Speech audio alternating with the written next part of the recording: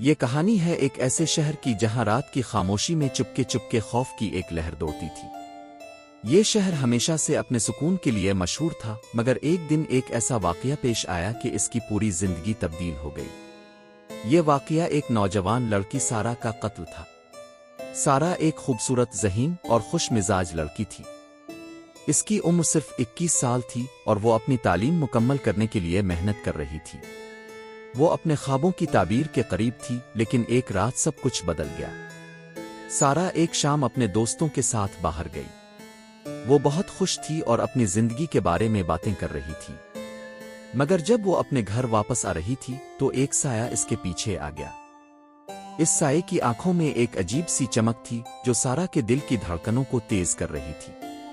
وہ جلدی جلدی چلنے لگی، مگر سایہ اس کے پیچھے پیچھے آتا رہا۔ اگلی صبح جب سارہ اپنے گھر نہیں پہنچی تو اس کے والدین فکر مند ہو گئے۔ انہوں نے اس کے دوستوں سے رابطہ کیا، مگر کسی کو بھی اس کا کچھ پتہ نہیں تھا۔ پھر انہوں نے پولیس کو اطلاع دی۔ پولیس نے تفتیش کا آغاز کیا اور سارہ کے دوستوں سے پوچھ گچھ کی۔ پولیس نے سارہ کی آخری جگہوں کی جانچ شروع کی۔ سارہ کی آخری بار ایک پارک میں دیکھی گئی تھی۔ جب پولیس نے وہاں تحقیقات کی تو انہیں وہاں کچھ مشکوک لوگوں کے نشانات ملے۔ یہ لوگ شہر میں نئے تھے اور کسی نے ان کی شناخت نہیں کی تھی۔ تفتیش کے دوران پولیس نے معلوم کیا کہ سارہ کی ایک پرانی دوست ناز تھی جو اس کے قریب تھی۔ ناز نے پولیس کو بتایا کہ سارہ نے اسے کچھ دن پہلے ایک عجیب شخص کے بارے میں بتایا تھا جو اسے بار بار فالو کر رہا تھا۔ ناز کی یہ بات پولیس کے لیے ایک اہم سراغ بن گئی۔ پولیس نے ناز کو سارہ کے دوستوں کے ساتھ شامل کیا اور وہ سب مل کر اس شخص کی تلاش میں نکلے۔ وہ جاننا چاہتے تھے کہ آخر یہ شخص کون ہے اور سارہ کی موت میں اس کا کیا کردار ہے۔ پولیس نے شہر کے مختلف مقامات پر اس شخص کی تصاویر تقسیم کی اور لوگوں سے اپیل کی کہ اگر کسی نے اس کی شناخت کی تو فوراً اطلاع دیں۔ ایک دن ایک شخص نے پولیس کو بتایا کہ اس نے ایک ایسے شخص کو دیکھا ہے جو سارہ کی آخری جگہ پر موجود تھا۔ اس شخص کا نام بلال تھا، جو کہ ایک مقامی دکاندار کا بیٹا تھا۔ پولیس نے بلال کو حراست میں لیا۔ بلال نے تفتیش کے دوران کہا کہ وہ سارہ کو نہیں جانتا، لیکن پولیس کو اس کے بیانات میں تضاد ملا۔ پولیس نے بلال کے بارے میں مزید معلومات حاصل کی اور معلوم ہوا کہ وہ ماضی میں کچھ غیر قانونی سرگرمیوں میں ملوث رہا تھا۔ پولیس نے بلال کو مزید تفتیش کے لیے لایا۔ اس نے بتایا کہ وہ سارہ کے بارے میں جانتا تھا، لیکن اس کا کہنا تھا کہ وہ صرف اس کی دوست ناز کو جانتا ہے۔ ناز نے بلال کے بارے میں بتایا کہ وہ سارہ کی دوستوں کے ساتھ مل کر ایک بار اس کے ساتھ بیٹھی تھی، لیکن وہ اس کے ساتھ کبھی اکیلا نہیں ہوا۔ پولیس نے بلال کے موبائل فون کا ریکارڈ چیک کیا تو معلوم ہوا کہ اس نے واقعے کے وقت کئی مشکوک لوگوں سے بات کی تھی۔ بلال کا یہ رویہ پولیس کے لیے مشکوک تھا اور انہوں نے اس پر مزید نظر رکھنے کا فیصلہ کیا۔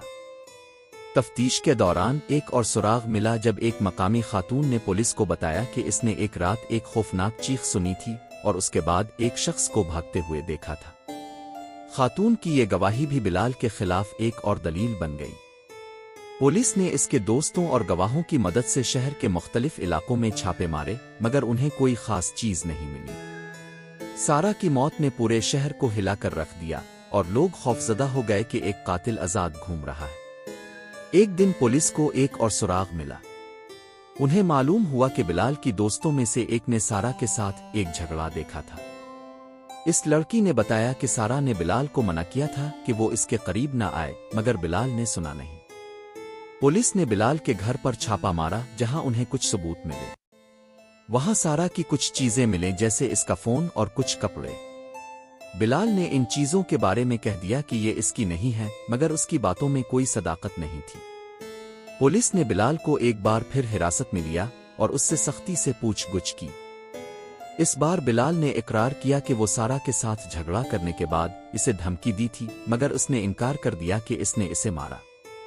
لیکن اس کے بیانات میں تضاد نے پولیس کو اس کے خلاف مزید شواہد فراہم کیے۔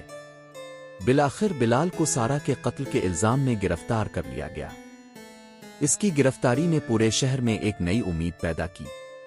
لوگ خوش تھے کہ آخرکار قاتل کو پکڑ لیا گیا ہے۔ بلال کے خلاف مقدمہ چلا اور جب شواہد پیش کیے گئے تو یہ واضح ہو گیا کہ اس کا سارہ کے ساتھ جھگڑا ہوا تھا اور اس نے اپنے غصے میں اسے مار دیا۔ عدالت نے بلال کو قصوروار قرار دیا اور اسے سخت سزا سنائی۔